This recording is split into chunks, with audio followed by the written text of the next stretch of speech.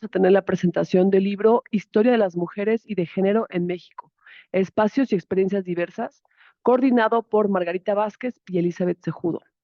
Vamos a comenzar la presentación con la participación de la doctora Rosa Isabel Jaimes Garrido. La doctora Jaimes Garrido es doctora en Ciencias Sociales por la Universidad Autónoma del Estado de México.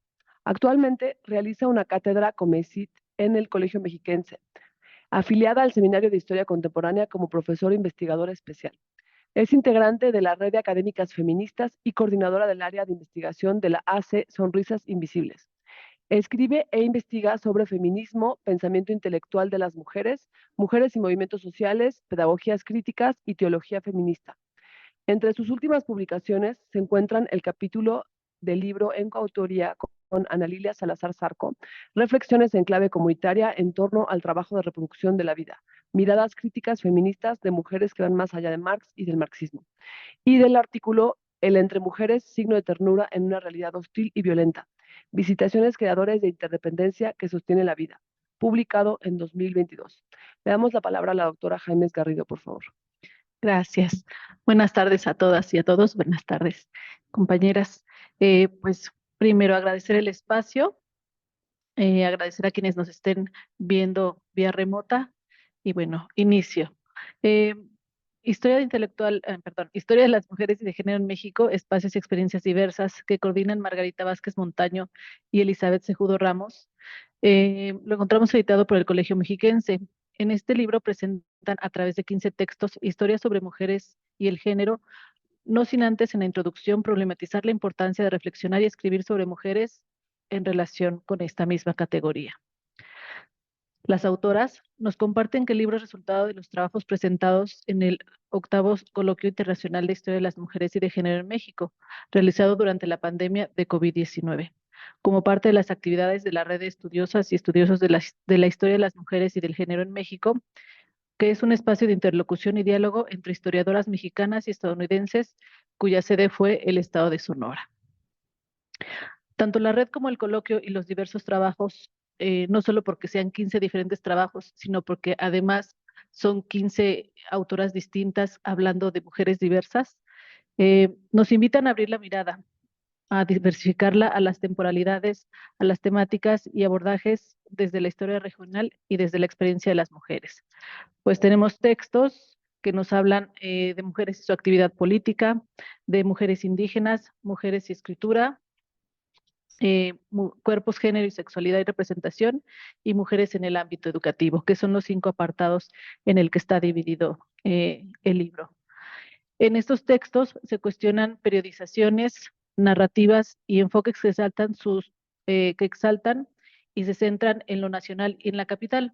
Es decir, este libro está basado en experiencias de mujeres que están fuera de la capital y que están fuera de la idea de lo nacional, lo que nos permite conocer experiencias situadas, experiencias de mujeres, no solo pensándonos como un grupo homogéneo, como ya antecedí, hay mujeres, experiencias de mujeres indígenas, hay mujeres que se dedican a la prostitución, hay mujeres escritoras, hay mujeres guerrilleras, ¿no? Hay mujeres que están dentro del activismo político y dentro de esos matices también hay mujeres que empezaron a incursionar desde el lugar en el que estaban, es decir, desde la clase a la que pertenecían, por ejemplo, ¿no? Una clase media acomodada, una clase baja, en fin. Decía yo, cuestionan periodizaciones narrativas y enfoques que exaltan y se centran en lo nacional y en la capital, como si lo que pasara en esos espacios y niveles de explicación sucediera simultáneamente en todas las regiones y a todas las personas en los distintos ámbitos como el político, social y cultural. El libro es una historia crítica con una metodología seria y rigurosamente tejida, mediante un entramado de perspectivas como son el revisionismo historiográfico, que busca reconocer esta relación entre las diferentes dimensiones local, nacional, fronteriza, transnacional y global, multidisciplinaria e interdisciplinaria, porque, por ejemplo, hablamos de la importancia de la relación de la historia con la geografía, de la historia con la antropología, de la historia con múltiples otras áreas de conocimiento. Además de sumar la historia de las mujeres, la historia del feminismo y la historia del género, porque estos no son lo mismo, ¿no? Si bien la historia del feminismo nos habla desde una teoría y un movimiento político, la historia de las mujeres no necesariamente tiene que ver con que estemos cuestionando desde el feminismo, pero sí estamos resaltando la forma en la que contribuyeron al escenario histórico, al igual que la historia del género, así como la interseccionalidad y el conocimiento situado. Es importante reconocer cómo el feminismo, mediante la categoría de género y el análisis de este en la socialización y en las relaciones, coloca a las mujeres en el centro. Ejemplo de ello son los textos que tenemos en el capítulo 5 sobre educación y mujeres, que exaltan esta socialización y esta construcción de las mujeres desde un deber ser, ¿no? Desde cumplir con esta idea de la madre esposa, mujer ama de casa. Eh, Decía yo, perdón. Mujeres en el centro como sujetas de estudio a partir de experiencias en contextos específicos, lo que ha permitido observar las dinámicas diferenciadas, donde antes la historia sobre las mujeres obviaba o justificaba los lugares que ocupaba, ¿no? Es decir, la mirada del género nos permite visibilizar las jerarquías, las opresiones a las que las mujeres fueron o han sido sometidas en sus experiencias. Eso tiene que ver con los lugares que ocupan, por ejemplo, el espacio doméstico, eh, la ubicación que se tenía, ¿no? Jerarquía menor respecto al hombre o los roles de madre, esposas, profesiones y profesiones feminizadas. Es decir, nos abre la mirada a las construcciones de género y lo desestabiliza, como dicen las autoras. También nos permite conocer la agenda femenina, ¿no? Los intereses, las inquietudes e incomodidades a partir de las propias experiencias, conociendo también cómo éstas han accionado desde la academia o desde lo político. Pues en el capítulo como no, el antisufragismo, perdón, nos hablan de que el movimiento antisufragista problematiza y dice el derecho al voto no es la finalidad, ¿no? Ellas decían, hay otras formas en que las mujeres podemos emanciparnos y una de ellas era la educación. Por ello el libro es una brisa de aire fresco ante lo que parece agotado, dicen las autoras, la historiografía de las mujeres, ¿no?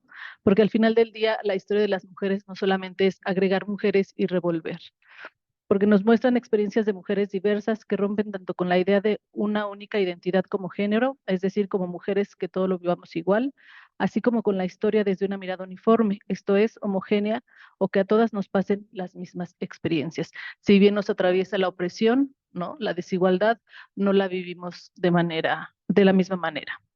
Es así que los textos nos muestran las tensiones, contradicciones y las superposiciones que van dando forma a las identidades, a las agencias y a las experiencias desde el género, como mujeres u hombres. También tenemos un capítulo, dos capítulos que hablan sobre los braceros, por ejemplo, ¿no?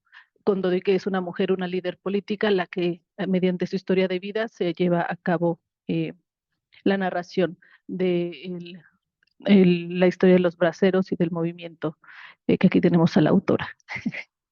Eh, Al igual que el texto de Belén Benumea, que nos habla de cómo, así como observamos que nos socializaron como mujeres, ¿no? Y que la educación era un medio para aspirar a nuestro deber ser, también los varones, ella lo enmarca en el Instituto Literario en el Estado de México. Eh, Decía yo, las experiencias desde el género como mujeres u hombres, la etnia como mestizas, perdón, la etnia, ya seamos, nuestra experiencia nos atraviese como mestizas, indígenas o mujeres afrodescendientes, perdón, y la clase. Esto es, si me enuncio desde el privilegio o desde la marginación. Y son también miradas que nos permiten conocer estos textos. Esto nos muestra cómo las experiencias están en relación con las estructuras socioculturales, políticas y económicas, que configuran las relaciones de poder y a partir de estas las posibilidades de acción y transformación que las mujeres tienen.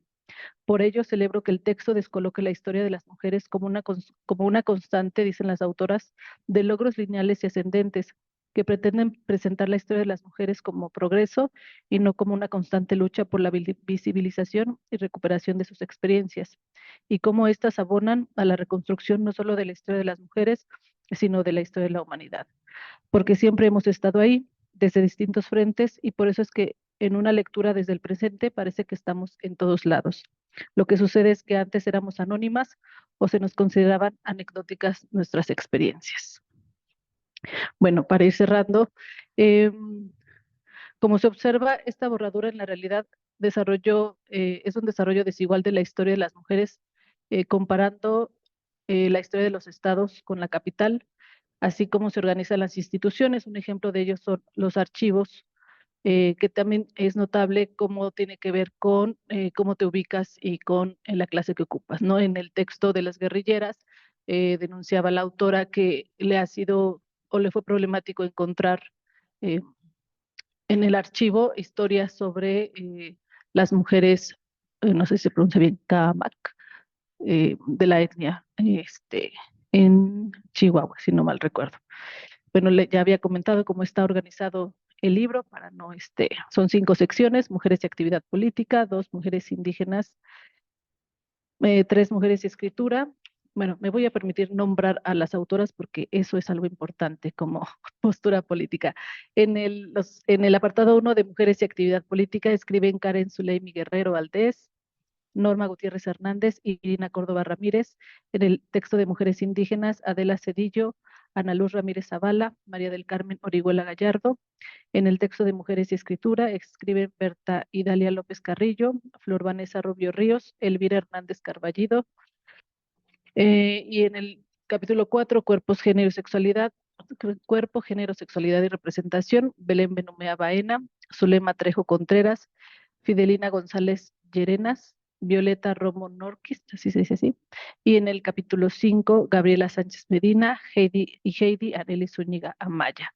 Bueno, para cerrar, quiero felicitar a las autoras que desde la disciplina de la historia, la teoría feminista y el enfoque de género se han vuelto un referente dentro y fuera de la academia, ya que este trabajo, es decir, este texto, si bien es de reciente publicación, ya está siendo nombrado en diferentes espacios como el Seminario de Redes Femeninas en la Historia y Estudios de Género del Colegio de Jalisco, cuyo podcast apenas iniciaron y las colocan como referentes en la historia de México. Gracias.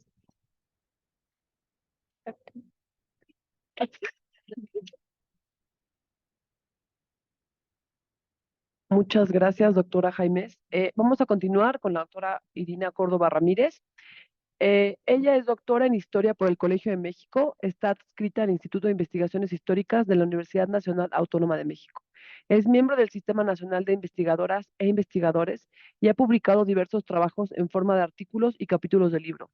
Es autora del libro Desarrollo Agrícola y Acuerdos Políticos en el Norte de México, los centros de contratación del programa Bracero, 1947-1964, ahora en prensa.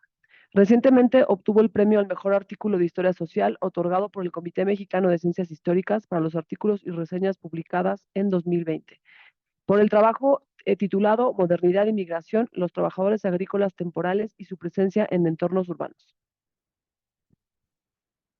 Muchísimas gracias.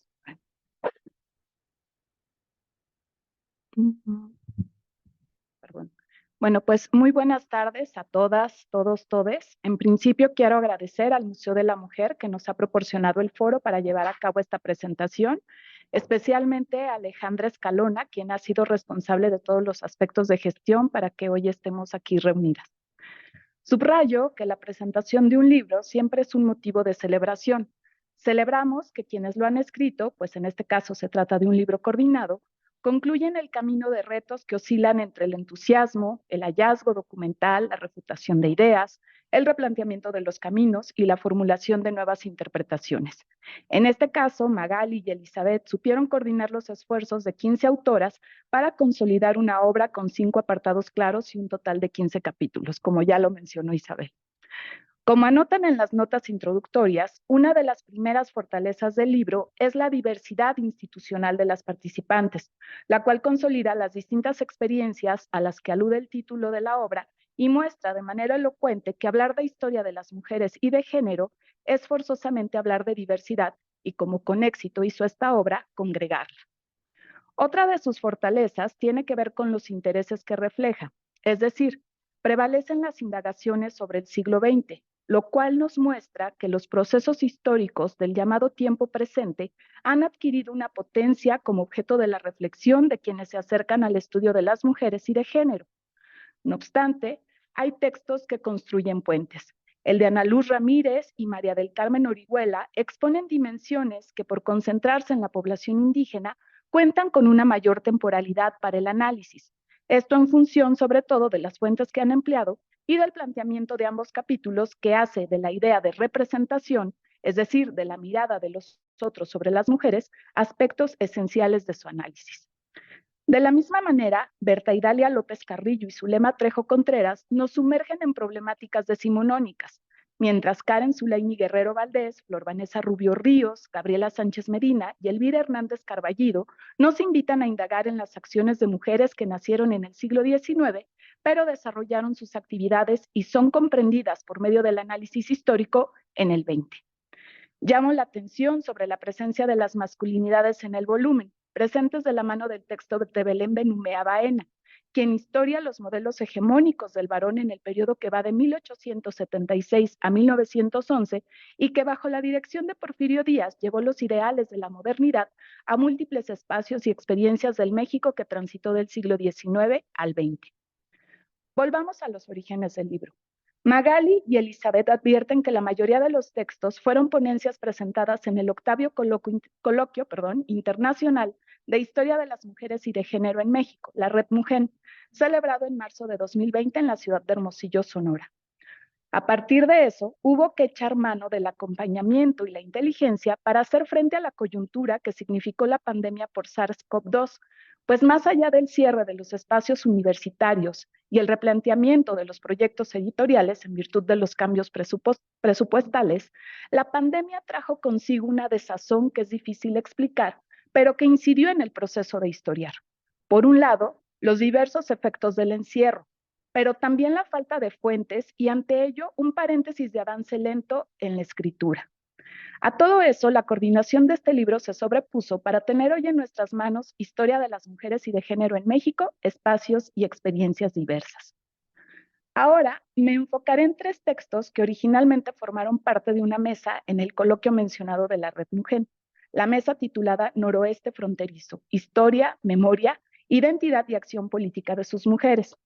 En esa mesa conté con la participación de Adela Cerillo, una querida colega de la Universidad de Houston, y de Ana Luz Ramírez Zavala, otra querida colega del Colegio de Sonora. Por supuesto, también estaba quien lee estas letras y pues que ahora participa también de la presentación. Las reflexiones que en ese momento Adela y Ana Luz y yo misma intentamos presentar ante un público en donde no solo estaban presentes las personas que forman parte de la Red Mujer, sino un grupo numeroso de estudiantes de la Universidad de Sonora, ofrecieron dimensiones emocionales y subjetivas en las experiencias de las mujeres en procesos de organización comunitaria, económica, organización política y armada, e indagaron en la relación entre movilidad, migración y trabajo. Una triada que ha generado estrategias para forjar autonomías, que muestran etnicidades y sobre todo que se tejen en la relación con los otros, esos que pueden constituir la familia propia, la comunidad que se deja, la que se forja, el Estado como institución y ente que persiste en una regulación que a veces parece rebasada, pero que en otros momentos se mira por estas mujeres como un interlocutor capaz de resolver o destrabar algunas problemáticas o, como muestra bien el texto de Adela Cerillo, un enemigo a combatir. Las de Ana Luz y Adela son interpretaciones bien articuladas que indagan en el primer caso en el difícil tránsito de las comunidades indígenas a lo largo del siglo XX. En el segundo, sobre ese espacio de la política, que es la organización guerrillera, que ofrece múltiples posibilidades de estudio.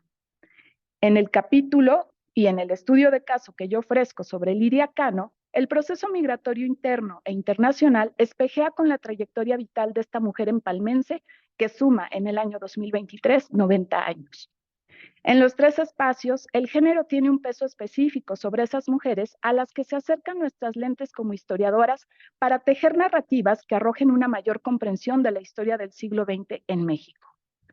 Las vidas de estas mujeres se han transitado con diversos ritmos, casi ninguno es lineal. Sus experiencias alternan ruptura y continuidades con el orden social que las va definiendo, que las fue definiendo, y que ellas también ofrecieron y ofrecen definir. Por supuesto, están presentes las exclusiones y las violencias y de manera privilegiada la memoria personal y colectiva, pues no únicamente se ha echado mano de la información documental, sino también de otras estrategias para poder recabar información como la historia oral. Los testimonios documentales son muy diversos. Los 3 capítulos nos acercan a lo que las mujeres han tenido que decir de ellas y del mundo en el que se desenvolvieron. Los textos nos sensibilizan sobre la forma como la familia y la organización colectiva, armada o no, es atravesada por relaciones de poder, en donde la mujer a veces parece estar en silencio, al margen, pero otras veces son una voz elocuente que genera estrategias y resistencias. En este sentido, creo que el análisis que se ofrece nos hace mirar o nos permite mirar a las mujeres con CAC, tal vez más conocidas como Ceris, Lupe o María Casilda, por dar 2 ejemplos, a Micaela Bacasegua, Carmen e Isabel Jiménez, las guerrilleras guarijías a las que se refiere Adela Cerillo, y a una mujer en migración como lo es Lidia Cano, cito, desde su perspectiva, como sujetos activos, diversos y contradictorios. Y esta cita es de otro texto de Elizabeth Cejudo, que es una de nuestras coordinadoras. La otra está aquí a mi lado. Concluyo invitando a la lectura de un texto que muestra la riqueza bajo la que se produce el conocimiento, que es el de la reflexión colectiva, basada en el diálogo y en la colaboración. Y para ello quisiera únicamente dar lectura a 2 párrafos que forman parte de las conclusiones, tanto del texto de Ana Luz como del texto de Adela, que me parece que muestran justo la potencia de esta indagación de una historia que es reciente, pero que al mismo tiempo es una historia de muchos años, ¿no? En el caso, por ejemplo, del capítulo de Adela, titulado Las guerrilleras serranas y la disrupción de las jerarquías de clase, etnia y género en la Sierra Baja Tarahumara durante la década de los 70, ella llega a las siguientes conclusiones. Las indígenas participaron en la Liga, se refiere a la Liga Comunista, 23 de septiembre, no como una elección individual, sino por la circunstancia de pertenecer a comunidades que optaron por la lucha armada.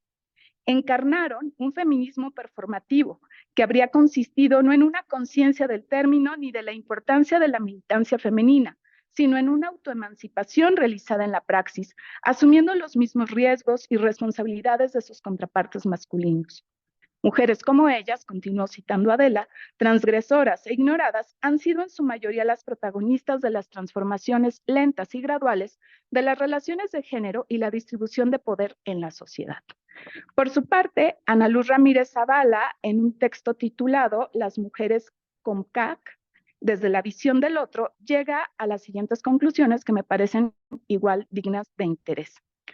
Primero, nos habla, y eso es algo que está muy presente tanto en la narrativa de Ana Luz como en las fuentes que emplea, del cautiverio de las esposas de algunos líderes indígenas de este grupo o esta nación también llamada Seri, o más bien popularmente llamada Seri, y ella nos dice que el cautiverio de las esposas de los líderes fue empleado como táctica para obtener información privilegiada sobre los movimientos de los rebeldes, así como para obligarlos a conciliar la paz, lo cual pues justo expone de manera muy elocuente cómo estas redes de poder en determinado momento pues dejan al margen a las mujeres como sujetos activos, pero las utilizan incluso como una mercancía de cambio, ¿no? Que a mí me pareció, bueno, algo que no sabía y que no solo creo que son esas violencias que han estado presentes en la historia, sino que la sociedad del siglo XXI pues tendría que estar enterada de ellas, ¿no?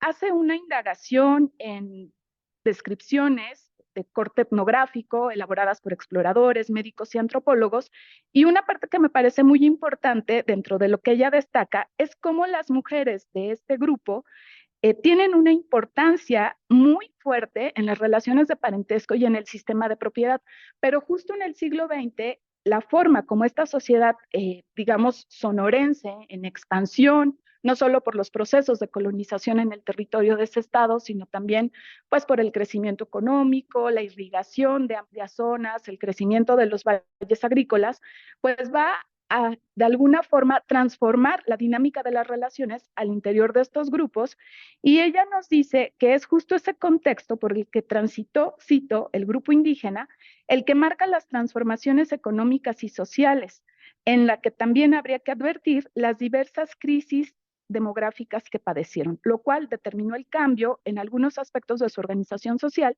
producto de la guerra y la persecución intermitente desde el siglo XVIII hasta la década de 1920. Entonces, bueno, no me resta más que invitarlas a la lectura de este libro. Muchísimas gracias.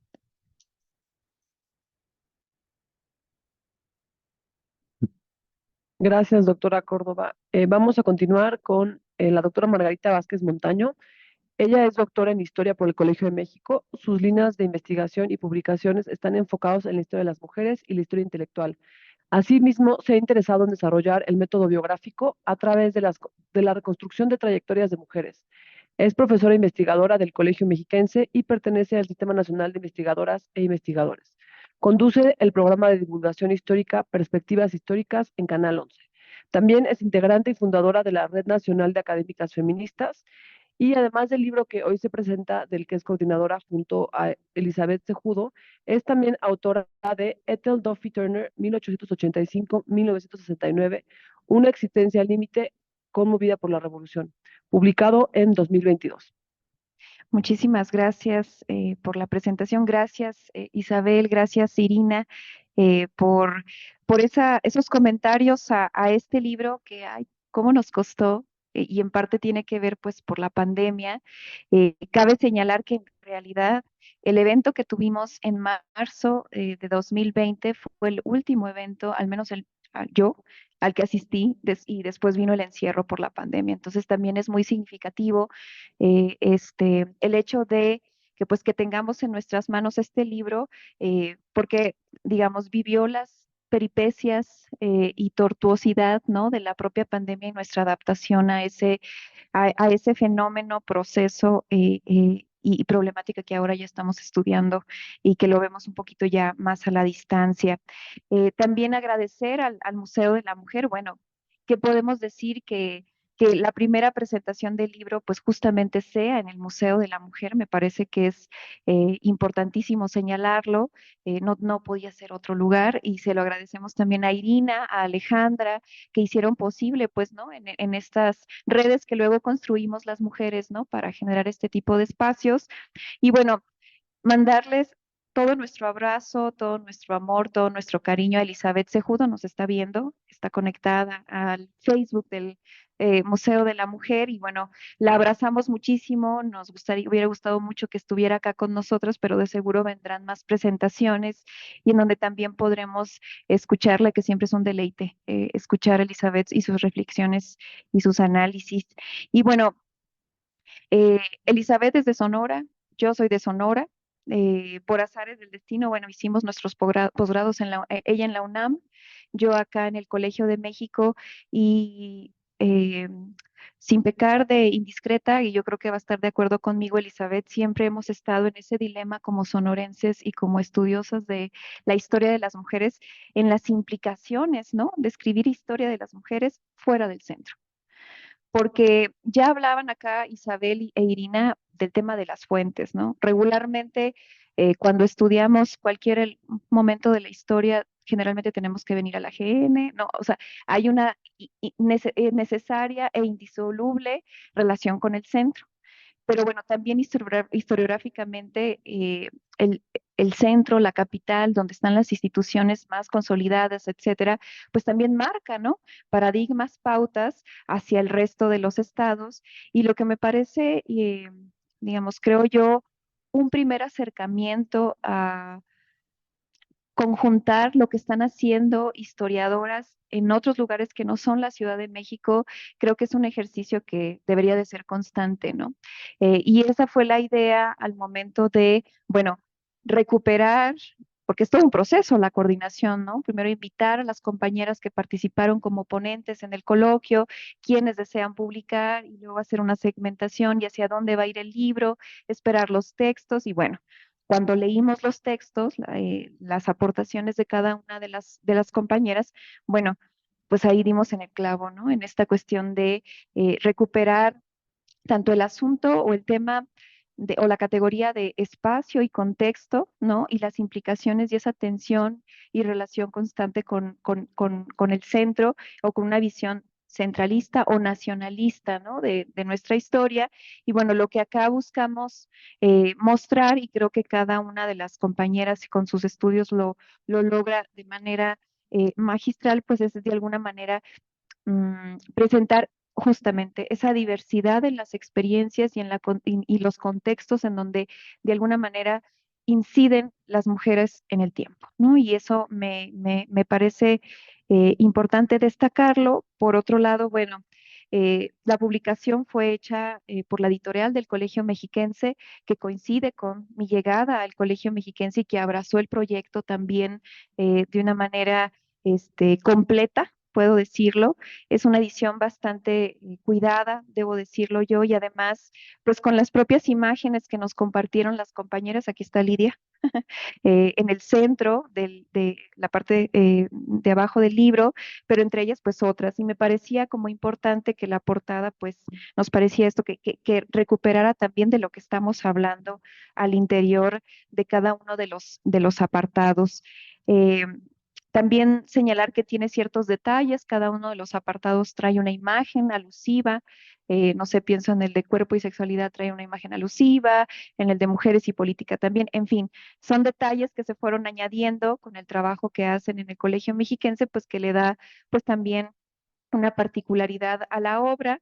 Me gusta el hecho de que, por ejemplo, en la parte de atrás están los nombres de todas, que generalmente casi no lo vemos, ¿no? En las obras coordinadas, pero es que, bueno, sí es una obra coordinada, pero al final es un libro colectivo, ¿no? Que se hace en colectivo, y aquí está pues la muestra, y eso me pareció muy atinado por parte de Luis Alberto, en el área de editorial del Colegio Mexiquense, y también va en este ánimo desde donde nosotras también ubicamos nuestra propia actividad en la disciplina, desde un conocimiento situado, desde un lugar donde también se reflexiona la teoría feminista, etcétera.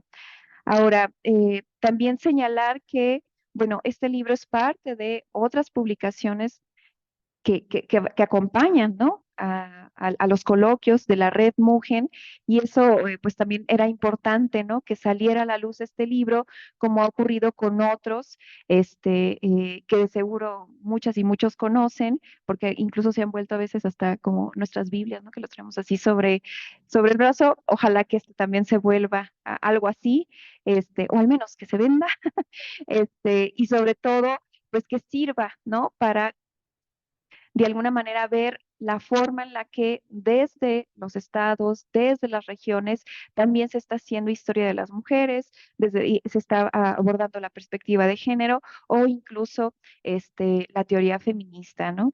Y por otro lado, bueno, decir, ya mencionaron tanto Irina como Isabel, pues quiénes son las autoras, cómo está de alguna manera dividida la obra, y me gustaría leer algunas reflexiones para darle también voz a Elizabeth, que hicimos juntas, como un poco una especie como de manifiesto, ¿no? De este libro. Eh, y bueno, decir que este libro nos da la oportunidad de afirmar que las experiencias humanas están interconectadas con estructuras socioculturales que definen los ritmos, las relaciones de poder y las posibilidades de agencia de la sociedad. Es el catalejo para mirar las múltiples realidades del ser y del estar en el tiempo, ¿no? Y ahí conecta con esta cuestión del espacio. Es el mecanismo que nos lleva a hacer preguntas que vienen de las preocupaciones del presente, conocimiento situado. De esta forma comprobamos el carácter histórico y movible del género, pero también de la propia historia de las mujeres. Eh, y además, por otro lado, algo del que reflexionamos en la introducción tiene que ver un poco con, bueno, desde dónde escribimos, ¿no? Y nosotros nos asumimos como historiadoras feministas, pero también desde una mirada crítica, ¿no? Sobre cómo hacemos esta historia, ¿no? Y aquí escribimos, pero esta historia feminista también necesita articularse desde otros espacios de enunciación, abordar otros territorios de la experiencia y contextos históricos paralelos y fuera del centro. Aunque lo nacional es un elemento fundamental para explicar procesos políticos de configuración de identidades colectivas y de discursos hegemónicos que sustentan desde la propia formación del Estado-Nación, el revisionismo historiográfico de finales de la década de 1990 en México, ha ofrecido todo un paradigma teórico metodológico para recuperar otros espacios desde lo micro, pasando por lo global, lo que ha contribuido sin duda a un proceso de transformación de la disciplina. Desde estas propuestas no se busca borrar la dimensión nacional y la importancia de la capital como contenedora de parte de la historia del país, como centro político. Lo que se busca es reconocer la dimensión relacional entre lo local, regional, nacional, fronterizo, transnacional y global. Y al final de cuentas, los capítulos a lo largo de esta obra, pues muestran eso. Por ejemplo, tenemos un capítulo sobre la primera presidenta municipal de Zacatecas, ¿no? En 1950, y los avatares, las dificultades a las cuales se enfrentó por ser la primera presidenta municipal después de una reforma a la Constitución, cuando las mujeres ya podían votar y ser votadas en el ámbito local, ojo, porque también eso es algo, un elemento importante. Y ahí tenemos lo local, ¿no? Tenemos el caso del estudio de Irina, ¿no? Que toca también un fenómeno, pues que se ha estudiado, pero que nos hacía falta como una perspectiva hacia la trayectoria de mujeres, como el caso de Lidia Cano, y en donde toca, pues, lo transnacional, lo transfronterizo, etcétera, etcétera. Tenemos el caso de Belén Benumea, ¿no? Que estudia el tema de las masculinidades y que creo que hace falta más estudios en torno a las masculinidades. Eh, o el caso de las mujeres y su trabajo en la prostitución en Guadalajara, que es un estudio muy interesante, o vemos a la Ciudad de México a través de, digamos, entrevistas que hace Violeta Romo Norquis sobre el tabú en torno a cuestiones relacionadas con la sexualidad, el cuerpo, etcétera. Y bueno, tenemos la experiencia de las mujeres indígenas, ya lo relataba Irina con el caso de Ana Luz Ramírez y Adela Zadillo, pero bueno, también tenemos un estudio interesante que dialoga entre la historia y la antropología de María del Carmen Orihuela, en donde explora, ¿no?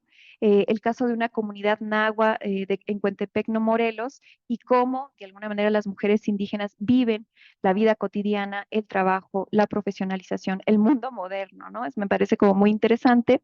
Y por otro lado, bueno, tenemos un estudio interesante sobre las escuelas en Mexicali, en particular un colegio católico de niñas y en torno a la materia de economía doméstica. Es decir, tenemos estudios como que tienen una mirada amplia y otros muy específicos y muy puntuales con temas y objetos de estudio bastante acotados. Ya hablaban de este estudio del antisufragismo, que además es un reto a una historiografía del feminismo que ha considerado hasta los estudios de Karen Suleimi, que ha considerado el antisufragismo como antifeminista, y en realidad lo que ella nos viene a demostrar es que no, hay un antisufragismo feminista. Y mujeres como Inés Malváez, por ejemplo, que van a promover no el sufragio, dicen, eso es una panacea que en realidad no nos va a solucionar muchos de los problemas que vivimos las mujeres, entre ellos la educación. Y bueno, ¿qué vinieron a decir las mujeres de la segunda ola? Pues no, el voto no era suficiente, ¿no? Y la ciudadanía, porque seguimos siendo ciudadanas de segunda clase en un sentido metafórico, y por otro lado, pues hay violencias y realidades que nos cruzan, ¿no? Hasta hoy en día. Y bueno, decir que también hay una sección de mujeres escritoras que me parece importante, que dialoga un poco entre la historia intelectual, la historia del periodismo, en el caso de un análisis del periódico Vesper, bastante conocido y analizado, pero por otro lado, el estudio de tres escritoras hidalguenses, ¿no? Por la doctora Elvira Hernández Carballido, y cómo construyen también su narrativa, ¿no? Y me parece importante también posar la mirada en esas otras escritoras, esas que están en la mal llamada provincia, ¿no? Es decir, en las regiones, en las localidades, en las capitales de los estados, y que también producen, también generan conocimiento, pero que las desconocemos desde una mirada exclusivamente nacionalista o centralista. Entonces, pues decirles que esta es una invitación a explorar, ¿no? El país a través de la historia de estas mujeres, de estas regiones, pasando por Mexicali, Sonora, Guadalajara, Hidalgo, Morelos, Zacatecas, un caso de la Ciudad de México. Y bueno, aquí también vemos lo que nos faltó, ¿no? Que eso también tiene que ver cuando coordinas libros producto de un coloquio. Bueno, no todas enviaron, ¿no? Propuestas y es válido. Nos faltó el sur.